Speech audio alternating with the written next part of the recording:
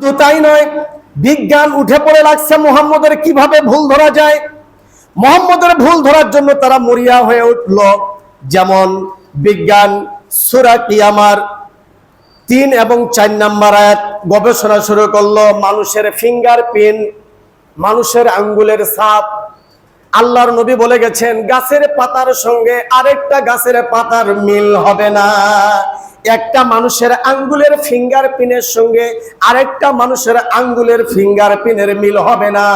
একটা মানুষের চেহারার সঙ্গে আরেকটা মানুষের চেহারার মিল হবে না। একটা রেখার সঙ্গে আরেকটা রেখার মিল হবে না। বিজ্ঞানটা উঠে পড়ে লাগলো। মুহাম্মদ কতটুকু সত্য কথা বলেছে আমরা একটু ক্লিয়ার হই।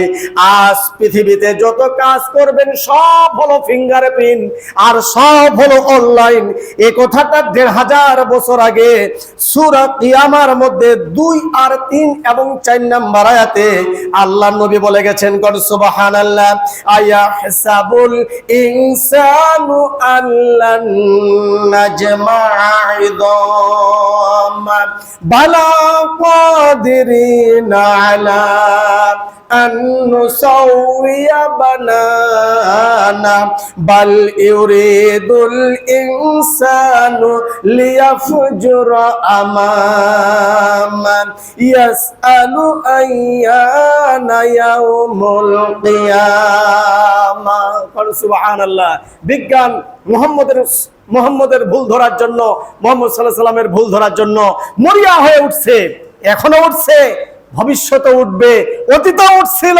কিন্তু যারা উঠেছে এরা কালেমা পড়ে মুসলমান হয়ে গেছে, কোন সুবহানাল্লাহ। কিন্তু দেখেন সূরা কিয়ামার 3, 4, 5 এই আয়াত নিয়ে নাসা বিজ্ঞান গবেষণা শুরু করলো যে মুহাম্মদ সাল্লাল্লাহু আলাইহি সাল্লাম যে বলে গেছে কথাটা যে আঙ্গুলের ফিঙ্গারপ্রিন্টের সঙ্গে আরেকটা মানুষের ফিঙ্গারপ্রিন্টের মিল হবে না। একটা গাছের পাতার রেখার সাথে আরেকটা গাছের পাতার রেখার মিল হবে না।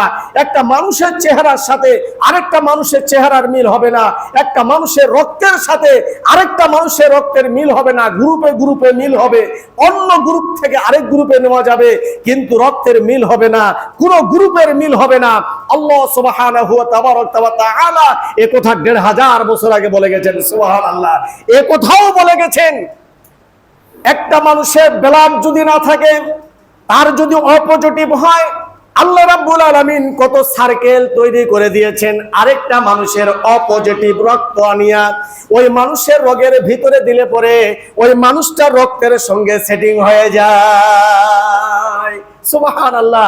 এ কথা 1500 বছর আগে মুহাম্মদ সাল্লাল্লাহু আলাইহি সাল্লাম নিরক্ষর নবী বলে গেছেন। আজ পৃথিবীর বিজ্ঞানরা তা বাস্তবায়িত পরিণত করেছে, কোন সুবহানাল্লাহ। তারা স্বীকার করেছে পৃথিবীর সর্বকালের সর্বশ্রেষ্ঠ বিজ্ঞান মুহাম্মদ সাল্লাল্লাহু আলাইহি সাল্লাম।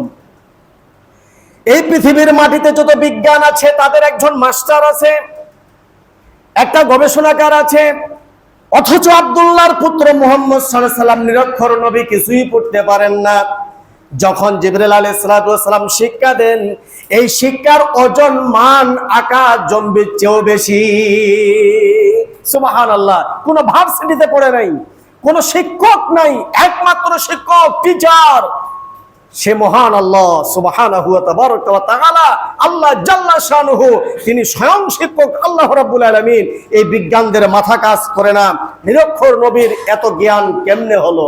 ভাইরা আমার, সেই সময়ও ছিল এই দার্শনিক উতবা সাইবা আবু সুফিয়ান, তারাও ছিল দার্শনিক। রাতের বেলায় একটা মাদা ছাগল যদি রাস্তা দিয়ে হেঁটে যেত, সকাল বেলা সাপ দেখিয়া তারা বলতে পারতো এই রাস্তা দিয়া একটা মাদা ছাগল হেঁটে গেছে, সুবহানাল্লাহ। সেই সময়ও বিজ্ঞান ছিল, কিন্তু মুহাম্মদ সাল্লাল্লাহু আলাইহি ওয়াসাল্লামের কাছে এসে সেই বিজ্ঞানটা মাথা নত করেছে। লাবিদের মতো কাব্য কবিতা আবৃত করে একজন কবি জাতীয় লাবিদ কবিও এসে কালেমা পড়ে মুসলমান হয়ে গেছে, সুবহানাল্লাহ। তাহলে বোঝা গেল ফিঙ্গারপ্রিন্ট নতুন কিছু আবৃত নয়, এটা 1500 বছর আগে কোরআনের মধ্যে লিপিবদ্ধ। আল্লাহ রাব্বুল আলামিন ফিঙ্গারপ্রিন্টের কথা বলেছেন যে এই ফিঙ্গারপ্রিন্ট আমি আল্লাহ সুবহানাহু ওয়া তাআলা তোমাদেরকে দান করেছি। এটা নতুন কোনো আবৃত নয়, নতুন কোনো চমক নয়। এই মহান রাব্বুল আলামিন জাতিকে সুন্দর করে বুঝাচ্ছেন, কোন সুবহানাল্লাহ। ভাইরা আমার, শুধু তাই নয়, বিগ বিগ ব্যাং থিওরি, এই থিওরিগুলি বিজ্ঞানরা নতুন করে আবিষ্কার করলো। বিগ ব্যাং এইমাত্র তৈরি করে জাতির সামনে তারা গর্ববোধ মনে করতেছে। বার্ট্রান্ড রাসেল বিজ্ঞান তখন প্রটেস্ট করলো যে তোমরা বিগ ব্যাং সম্পর্কে, থিওরি সম্পর্কে তোমরা যে ধারণা করতেছো এটা নতুন কোনো আব্রত নয়।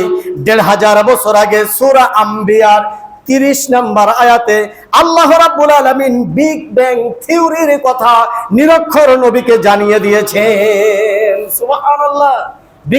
বিজ্ঞানদের মাথা খারাপ হয়ে গেল যে কি ব্যাপার, কোরআনের বিকল্প রাস্তায় আমরা যাইতে পারি না। কোরআন বড় না বিজ্ঞান বড়? এখন বলেন, কোরআন বড় পৃথিবীর মাটিতে, বিজ্ঞান কোরআন।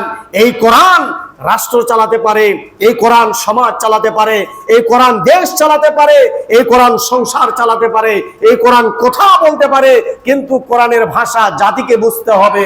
আল্লাহ সুবহানাহু ওয়া তাআলা কোরআন অনুযায়ী দেশ, সমাজ, রাষ্ট্র পরিচালনা করার তৌফিক দান করুক। সকলে বলে আল্লাহুম্মা আমিন।